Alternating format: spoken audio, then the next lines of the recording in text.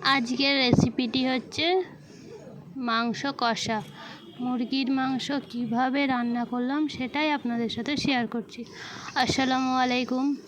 এখানে মাংস রান্নার জন্য মাংস ধুয়ে রেখে দিয়েছি, দুটো পেঁয়াজ কেটে রেখেছি এবং আদা রসুন বাটা। রান্নার জন্য তেলটা গরম করে নিচ্ছি। গরম হয়ে গেলে এর মধ্যে দুটো যে পেঁয়াজ কেটে রেখেছিলাম সেইটাকে ঢেলে দেবো। পেঁয়াজটা কিছুক্ষণ নেড়ে চেড়ে লাল করে নেব। দুটো তেজপাতাও দিয়ে দিয়েছি। পেঁয়াজটা যখন লাল হয়ে এসছে তখন মাংসটা এর মধ্যে ঢেলে দেবো। মাংসটা ঢেলে দেওয়ার পরে মাংসটা কিছুক্ষণ নাড়াচাড়ার পরে এতে এবারে সব কিছু যা যা মশলা দরকার সেই মশলাগুলো দিয়ে দেবো। এখানে যে আদা রসুনটা বেটে রেখেছিলাম সেটা আদা রসুনটা দিয়ে দিচ্ছি। এবারে 1 চামচ নুন দিতে হবে। নুন দেওয়ার পরে 1 চামচ লঙ্কা গুঁড়ো দিতে হবে। লঙ্কা গুঁড়োর পরে হলুদ গুঁড়ো দিয়ে ভালোভাবে মশলাগুলো মাংসের সাথে মাখিয়ে নেব। নাড়াচাড়া করে কিছুক্ষণ ধরে নাড়াচাড়া করে ভালোভাবে মাংসের সাথে মাখিয়ে নেব, যাতে মশলাগুলো মাংসের সাথে ভালো করে মেখে যায়।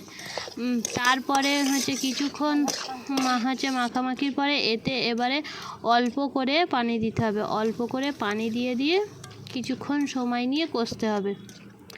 আর এইভাবে আমি যেইভাবে রান্না করছি এইভাবে রান্না করুন, দেখবেন বাড়ির সকলেই খুব মজা করেই খাবে।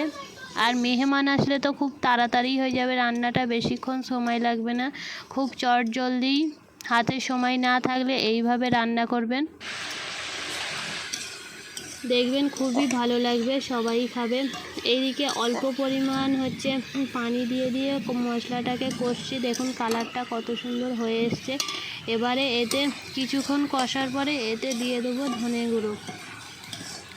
ধনে গুঁড়ো দেওয়ার পরেও কিছুক্ষণ কষতে হবে, যাতে মাংসের কালারটা অন্যরকম হয়ে আসে, মানে হালকা বাদামি রঙের হয়ে আসে। তাই পানি দিয়ে কিছুক্ষণ কষার পরে এতে পানিটা ঢেলে দেবো। পানিটা ঢেলে দিয়ে ঢাকনা দিয়ে রেখে দেবো, যাতে যতক্ষণ না ফুটে ততক্ষণ ফোটা পর্যন্ত এবার অপেক্ষা করব। পানি দিয়ে এতে এবারে ঢাকনা দিয়ে দিচ্ছি। দেখুন পানি দেওয়ার পরে ফুটে গেছে। এবারে এতে গরম মশলা দিয়ে দেবো। গরম মশলা দেওয়ার পরে জিরে গুঁড়ো দিয়ে দেবো। কিছু অল্প পরিমাণ মিট মশলা দিয়ে ভালো করে নাড়াচাড়ার পর আর এটা নামিয়ে নেব 2 মিনিটের মতো।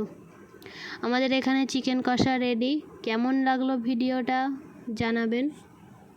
দেখুন কত সুন্দর কালার এসছে, একদম গায়ে গায়ে লেগে আছে মাংসের সাথে ঝোলটা। আজকের ভিডিওটা এই পর্যন্ত। আল্লাহ হাফেজ।